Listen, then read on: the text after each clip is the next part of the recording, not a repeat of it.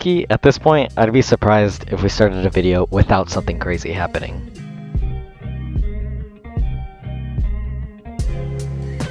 Welcome back to another GP recap.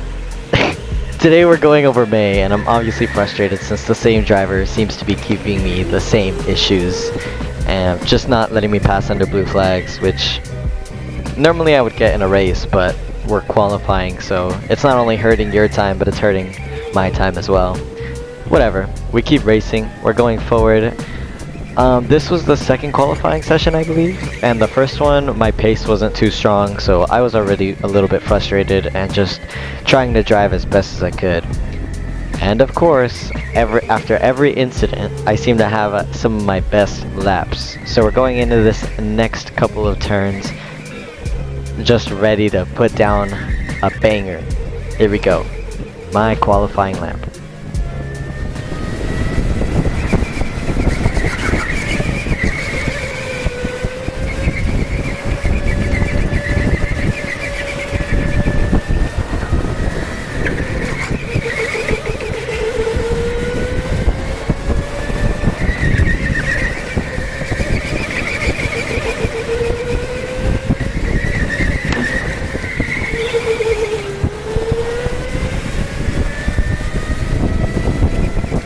I've had worse, but I've also had much better, and the fact that this was my fastest time of the night unfortunately did kind of disappoint me, especially because there were a good amount of people, so the points would have been nice. However, this did qualify me for Group B P2, which means that I had a higher chance of getting another podium. Of course, it's in Group B, but to me a win is a win. So let's see how this race goes, shall we?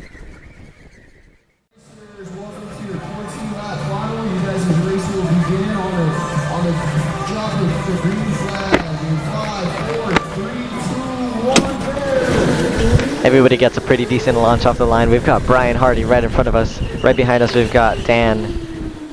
Or we had Dan? Oh. Damn! All of y'all are just right here. Oh, that scared me. It's like a jump scare.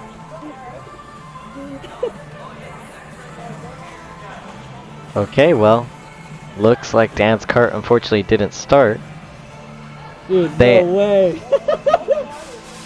Dude, this doesn't happen usually.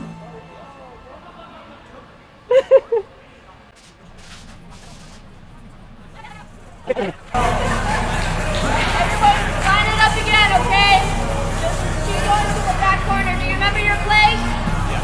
Alright, line it up.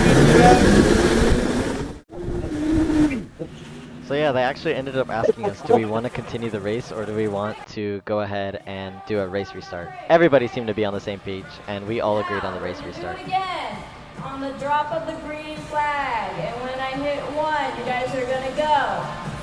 Alright, 5, 4, 3, 2, 1, go, go, go, go! Okay, this time for real. We've got Brian Hardy in front of us and Dan right behind us. Coming to these first laps a bit of bumpy, but that's because this train behind us is pretty aggressive. Brian goes a little bit too wide into the hairpin, and I actually get a really good jump on him.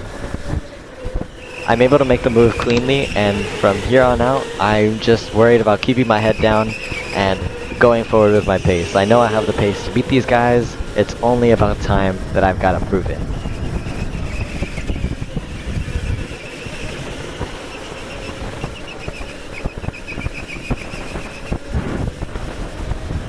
You might notice, but I'm taking sort of a slightly more regular line rather than a hugely defensive line, just because right now I'm more worried about creating a gap between me and Brian and the rest of the pack. Because luckily, Brian's actually holding up everybody else. No offense, Brian. Great driver. But it was honestly kind of helpful to me that he was so good at defense and nobody could pass him. I was able to create, I think at one point, it was a 4-second gap, which is huge, especially in rental karting. I am purposely going half throttle in order to reserve my battery. But when they start to catch up, I'm going to destroy it. But right now, while Brian Hardy is holding up the pack, I'm I'm gonna take advantage of it. I guess I figured that I would tell you guys what my strategy was mid-race, trying to do the YouTube commentary while I'm racing. But essentially, yeah, that was my whole strategy. I was going to sort of give my 50% into the race, that way my battery wouldn't die while I'm racing. I've had trauma with that in the past, so I really just don't want to repeat of previous GPs.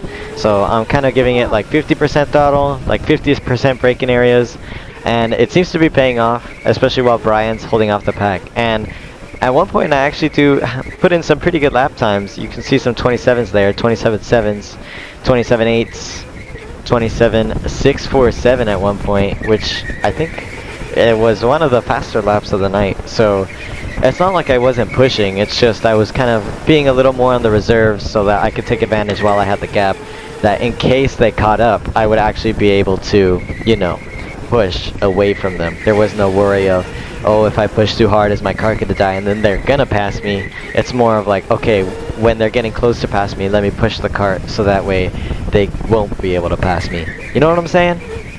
Yeah. Let's see, 27.618. Yeah, again, one of the better laps of the night. Even in Group A, I think all the times are around 27.3s, 27.4s. So being 2/10 off the Group A pace was kind of just proof that if I had had a better qualifying, I would have been able to get a better push and get some more points. But alas, here we are with some lap traffic now. We got Ramon in front of us, who's the person who caused that crash in the beginning of this video. So I'm being a little more cautious with my overtake just because I don't want anything bad to happen. As you can see, I'm kind of being very cautious with getting past him. I really don't want to cause any incidents that ruin my race, especially because I can see that he's not going to leave space, and I know that from the way I've raced him before. Luckily, I'm able to get a better exit out of this turn, and they wave him the blue flag. I think they might have slowed him down just to help me out, because the marshals know too that this driver can sometimes cause issues. They've got another lap traffic here coming around the outside. I'm able to hold my line pretty well. He actually did a really good job of holding the inside, but I think I just had more battery than him at that point, which is proof that my little strategy paid off. So in the end, this race was more about what I was thinking of doing instead of how I was doing it, just because of the situation that I was in. I mean, we had somebody who had great defense in P2 and also an entire angry midfield pack that was right behind them, so it was pretty easy to pull away from them, luckily. There we are, last couple of turns in lap 14. Checkered flag is dropped. I'm about to cross the finish line. You ran away with that one. What? 27.618? Woohoo! Wow, that was a good time. K1 and Group B. Who took it? That was a good race. God damn, that was a good race. Oh, I think I played it smart with the energy reservation. Well, I had a pretty good gap there. Damn, is that 5-second gap? And I set in a pretty... See, bro? If I actually had a decent qualifying, that time would have been more accurate, and I would have been able to actually set the. But yeah, we took the win in Group B. Woo-hoo-hoo! Yeah, whatever. It was a good race. I raced pretty well, but yeah, good laps. 27.6, not bad. Dude, actually looks freaking great for what the times have been looking like. I'm just yapping to myself now, but yeah, good race.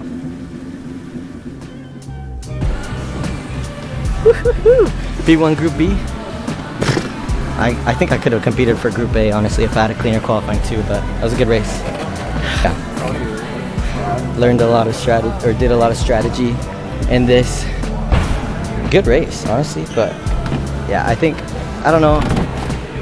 I did get kind of lucky with the fact that I was able to overtake Brian in that first hairpin in arcade, and then that he was able to hold up Dan, because I think if he didn't do that, I might have been a little more cooked. But other than that, it was clean all around. Even with the traffic, I was able to pass them cleanly. Not bad. Good race. I'm proud of my result. Taking home another trophy for Group B. Let's do this. I'll try to keep him alive. Well, I was able to pretty much sum up everything that happened at the track. So, yeah, I'll see you guys in round 6. Farewell.